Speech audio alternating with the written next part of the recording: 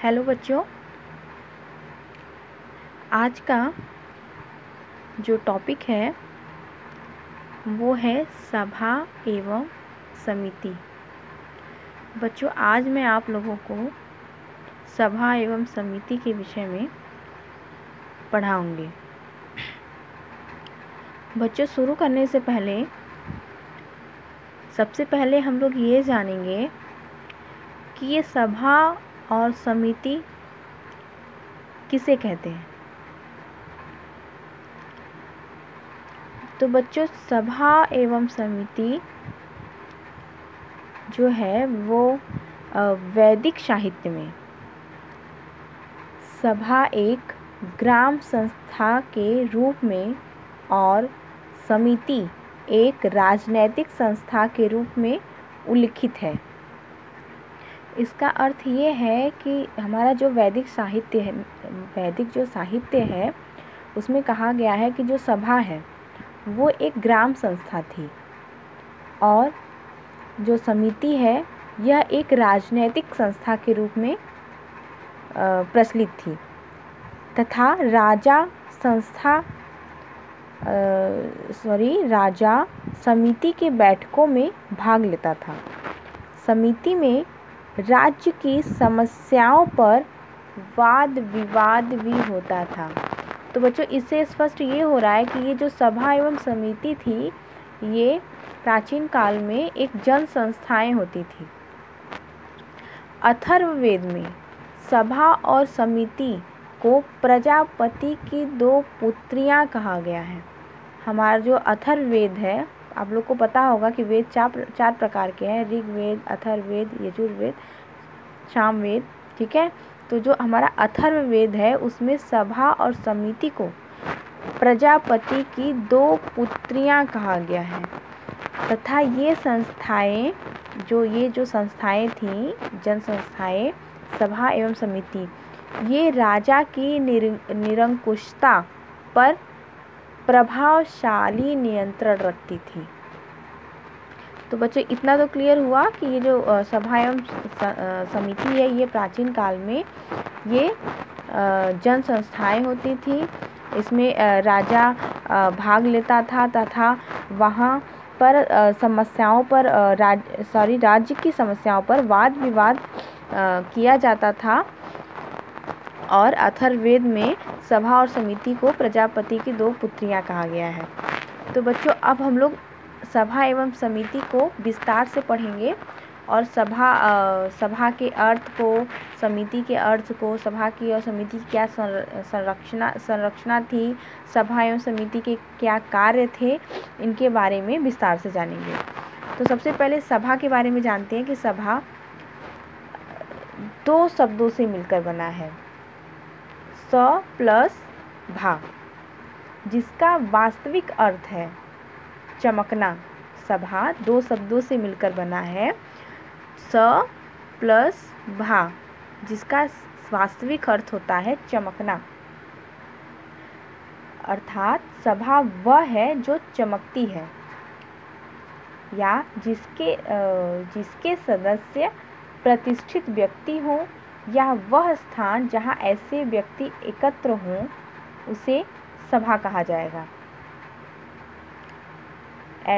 ऐसे स्थान जहाँ पे प्रतिष्ठित व्यक्ति एकत्रित हों उसे सभा कहा जाता है। दीक्षितार के मतानुसार मौलिक सभा के सदस्य कुलीन ब्राह्मण और माधवन होते थे। दीक्षितार ने कहा है कि मौलिक सभा के जो सदस्य होते थे वे कुलीन ब्राह्मण और माधवन होते थे। अब बच्चों, जानते हैं हम लोग कि ये सभा की संरचना कैसी थी। तो बच्चों, जो सभा की संरचना थी वो हम लोग उपलब्ध जो हमारे साक्ष्य हैं, अगर उससे जो हमें ज्ञान प्राप्त होता है तो बच्चों उपलब्ध साक्ष्यों से विदित होता है कि सभा समिति की तुलना में अपेक्षाकृत छोटी थी। ये जो सभा थी, बच्चों, सभा और समिति का आपस में क्या संबंध था, इस विषय में कोई स्पष्ट वर्णन या प्रमाण उपलब्ध नहीं है। संभवतः सभा चुने हुए मनुष्यों की एक स्थायी तथा स्थिर संस्था थी, जबकि समिति के अधिकार क्षेत्र के अंतर्गत कार्य करती रही होगी। जैसा कि डॉक्टर जायसवाल के कथन से स्पष्ट हो जाता है कि सभा की कार्यवाही तथा बैठकों में भाग लेने वाले राज्य के पिता तथा ज्येष्ठ मनुष्य हुआ करते थे। उन्हें विशेष सम्मान तथा वैभव भी उपलब्ध था। सभा का एक अध्यक्ष होता था जो सभापति कहलाता था। सभापति का पद अत्यंत महत्वपूर्ण तथा प्रभावशाली माना जाता था। बच्चों, ये तो रहा सभा की संरचना कि सभा की संरचना क्या थी। तो सभा की संरचना जो थी वो ये थी कि जो सभा थी वो समिति की अपेक्षा छोटी होती थी तथा यह जो सभा होती थी यह एक ग्रामीण या ग्राम संस्था होती थी जो समिति के अधिकार क्षेत्र में कार्य करती थी। बच्चों, अब हम लोग सभा के कार्य कौन कौन से होते थे इस बारे में जानेंगे। तो बच्चों, जो सभा के कार्यों में से जो एक कार्य जो स्पष्ट है वह है न्यायिक कार्य। संभवतः सभा का यही मुख्य कार्य हो। इसके निर्णय का भी कभी उल्लंघन नहीं किया जा सकता था। जो सभा के जो निर्णय लिया जाता था, सभा में जो न्याय किया जाता था, उसका कभी कोई उल्लंघन नहीं कर सकता था। इसको स्थान स्थान पर वरिष्ठ कहकर भी संबोधित किया गया है। वरिष्ठ का अर्थ है कि ऐसी संस्था जिसके निर्णय को अंतिम निर्णय माना जाता था। वरिष्ठ का बच्चों अर्थ होता है कि ऐसी संस्था जिसका जो निर्णय होता है उसको अंतिम निर्णय माना जाता है। इस प्रकार सभा की तुलना आधुनिक युग के सर्वोच्च न्यायालय से की जा सकती है। ये जो प्राचीन काल का जो सभा है इसकी तुलना हम आधुनिक काल युग का जो सर्वोच्च न्यायालय है हम उससे कर सकते हैं। ऋग्वेद में ऐसा उल्लेख मिलता है कि जो व्यक्ति सभा में सफलता प्राप्त करता है उससे मित्रगण उल्लासित हो जाते हैं। और यजुर्वेद में भी वर्णन मिलता है कि मनुष्य अपने पापों का पश्चाताप सभा में करते थे। और ऋग्वेद में ऐसी कामना की गई है कि सभा के निर्णय द्वारा पापों से मुक्ति हो जाए। तो बच्चों, आप लोगों ने जाना कि जो सभा का जो प्रमुख कार्य होता था वो न्यायिक कार्य होता था। सभा में न्याय से संबंधित कार्य किए जाते थे और जो सभा में जो निर्णय सुनाया जाता था उसको अंतिम निर्णय माना जाता था। तो बच्चों, अभी तक तो हम लोगों ने सभा के बारे में जाना कि सभा क्या होती थी। अब बच्चों, हमारी जो दूसरी संस्था है वो है समिति।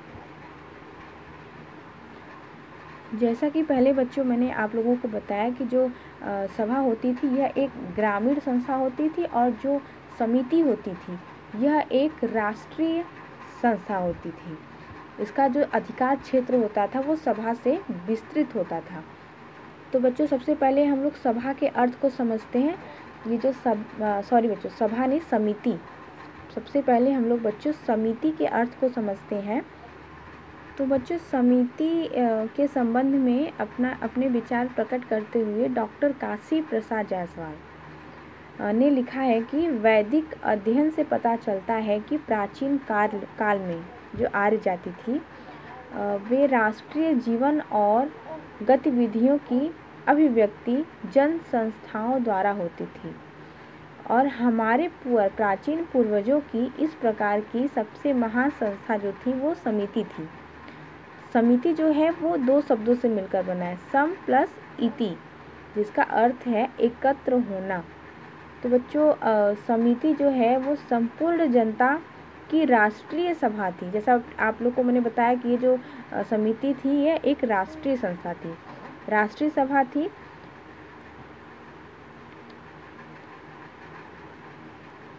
अब बच्चों, हम लोग ये जान लेते हैं कि समिति के कार्य क्या थे और उसमें कार्य करने की विधि क्या होती थी।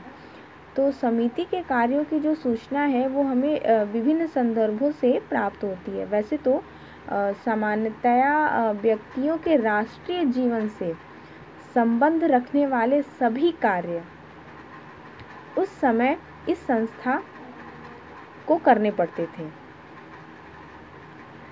इन सब कार्यों में जो सबसे महत्वपूर्ण कार्य था वो राजा का निर्वाचन करना होता था।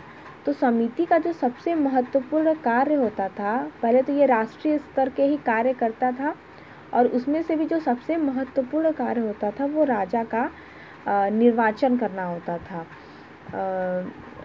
यह उस राजा को भी यह राजा के पदच्युत माने होता है पद से हटाया जाना, पदच्युत किए जाने पर दूसरे राजा का निर्वाचन भी इसे ही करना पड़ता था।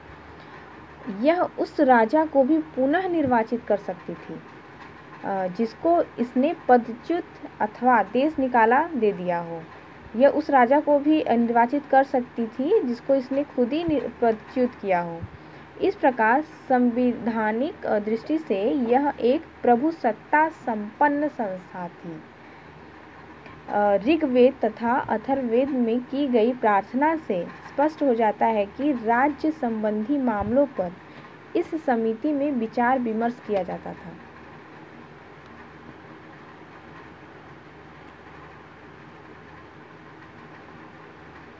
तथा ऋग्वेद में ऐसी कामना की गई है कि राजा एवं समिति एक मत हो। तो इस तथ्य से यह संकेत मिलता है कि राज्य संबंधी जो विषयों पर समिति का विचार करना आवश्यक था।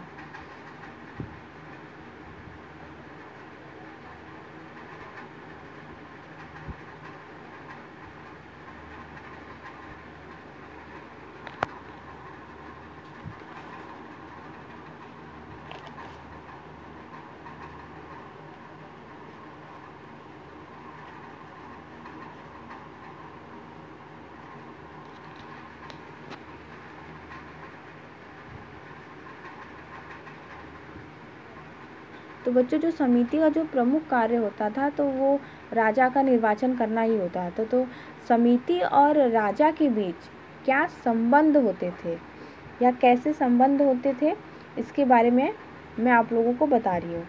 तो बच्चों, जो समिति थी वो तो राजा की निर्वाचन करती थी तथा उसे पदच्युत करने का भी अधिकार रखती थी। समिति अगर राजा को निर्वाचित कर सकती थी तो उसे पद से हटाने का भी अधिकार उसके पास था। इसलिए समय समय पर राजा को अपने कार्यों की स्वीकृति तथा कार्य की सत्यता प्रकट करने हेतु समिति की इच्छानुसार उसके सामने प्रकट होना पड़ता था या उपस्थित होना पड़ता था। ऋग्वेद के एक स्थल पर बताया गया है कि समिति की बैठक में भाग लेना राजा का कर्तव्य है। यदि वह ऐसा नहीं करता तो सच्चा सम्राट नहीं है। फिर इसका संवैधानिक महत्व भी है। अगर वह शासन कार्यों में भाग नहीं लेगा तो समिति उसमें अविश्वास कर उसे पदच्युत कर सकती थी। इस प्रकार राजा समिति के प्रति उत्तरदायी हुआ करता था। इसी संबंध में डॉक्टर अल्तेकर का भी मत है कि अथर्ववेद राजा के लिए सर्वाधिक अभिशाप यह बताता है कि उसकी समिति राजा के मत से सहमत नहीं है। तो बच्चों, इन सब विवरणों और तथ्यों से ये पता चलता है कि ये जो सभा एवं समिति थी ये दोनों एक जन संस्थाएं थी। जो सभा थी ये एक ग्रामीण संस्था थी जिसमें न्यायिक कार्य किए जाते थे और उसके निर्णय को ही अंतिम निर्णय माना जाता था। और ये जो समिति थी वो राष्ट्रीय स्तर की संस्था थी। उसमें राज्य संबंधित कार्यों को किया जाता था, जिसमें राजा का निर्वाचन करना उसका महत्वपूर्ण कार्य होता था। और इससे यह स्पष्ट होता है कि सभा एवं समिति समकालीन संस्थाएं थी तथा दोनों ही लगभग समान समय तक समाज के अंतर्गत कार्यरत रही। वैदिक युग के समाप्त होने पर इन संस्थाओं का भी अंत हो गया। जैसे ही वैदिक युग खत्म हुआ वैसे इन इन संस्थाओं का भी अस्तित्व खत्म हो गया। तो अब बच्चों अब इस टॉपिक से संबंधित आपके एग्ज़ाम में किस प्रकार से क्वेश्चन आ सकते हैं ये मैं आप लोगों को बताऊंगी। तो आप लोग इसको नोट कर लीजिएगा कि कैसे एग्ज़ाम में इस टॉपिक पे क्वेश्चन पूछ सकता है। तो जैसे बच्चों जैसे पूछ सकता है कि वैदिक युगीन सभा समिति के स्वरूप एवं कार्यों की समीक्षा कीजिए। या तो फिर ऐसे भी पूछ सकता है कि वैदिक कालीन सभा एवं समिति के संगठन तथा कार्यों की विवेचना कीजिए। तो बच्चों मुझे उम्मीद है कि आप लोग को ये टॉपिक क्लियर हो गया होगा कि सभा एवं समिति क्या होती थी।